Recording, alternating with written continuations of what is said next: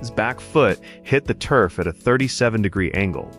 I froze the frame right there. Patrick Mahomes, 3 weeks into rehab work, not even in full pads, just moving through a simulated pocket. The weight transfer wasn't the same. Pre-ACL, his base was chaos engineered into genius heels, barely kissing the ground, hips firing from unstable platforms. Now, the heel sinks, the knee stays quieter.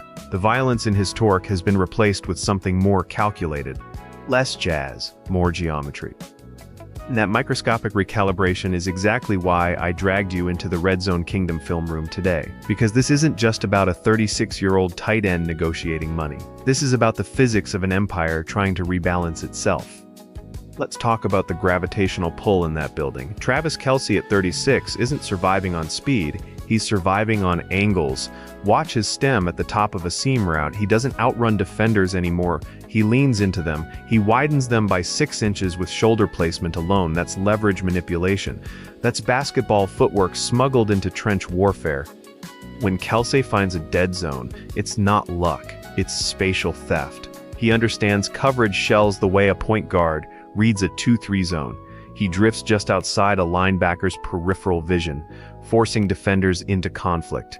Do you close downhill and expose the dig window? Or sink and surrender the checkdown? He lives in that hesitation. Now layer in the cap crisis, $58 million over the line. That's not just accounting, that's structural stress. Patrick Mahomes carries a cap hit north of $78 million before restructures. The organization converted salary into bonus to create relief, but that's financial can kicking. It buys time, not certainty. And here's what fascinates me. Mahomes' rehab is changing the ecosystem. When a quarterback comes off ACL reconstruction, even if medically cleared, the pocket feels different. I've talked to guys who've lived it. Your internal clock speeds up for a season. You see ghosts off the edge. Your base narrows because you don't fully trust that plant leg under rotational stress. On tape last year before the injury, Mahomes thrived in off-platform chaos. Post-injury projections? I expect more disciplined footwork, more vertical integrity in the pocket, less backyard, more blueprint. That subtly elevates Kelce's importance. A quarterback recalibrating his lower body leans on timing routes, on landmarks, on trust. Kelce is a landmark. But here's the counterpunch. The numbers dipped 851 yards, 5 touchdowns. Third straight year under 1,000. Age is undefeated, and tight end is a collision position.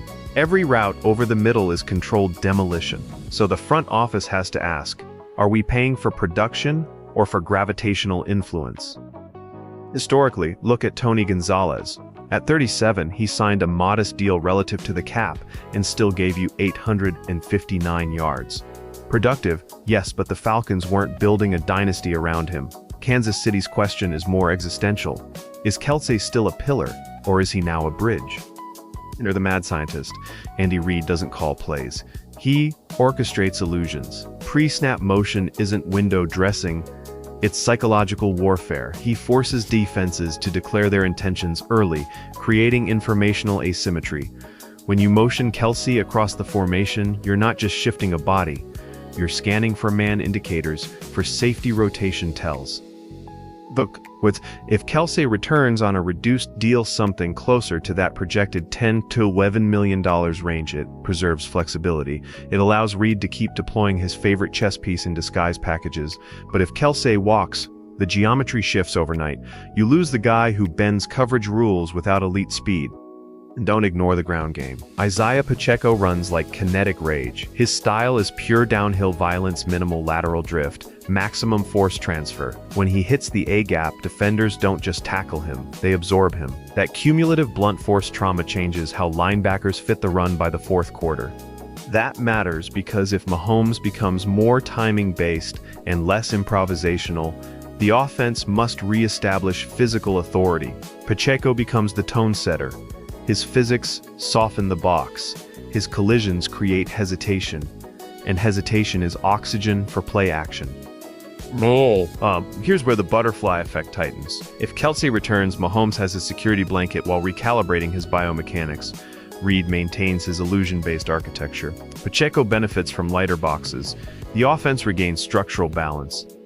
If Kelce retires, The young tight ends inherit responsibility without the same spatial IQ. Mahomes, still relearning full rotational confidence, loses his most intuitive outlet. Reid must redesign spacing concepts, more condensed formations, more manufactured touches. The margin for error shrinks. I'll go further. In my view, 2026 becomes a philosophical season. Less fireworks, more efficiency. Mahomes won't need to be the superhero every snap. He'll need to be the surgeon. Kelce, if he stays, transitions from volume monster to situational assassin third down, red zone, 2-minute drill. Pacheco evolves into the emotional thermostat of the offense.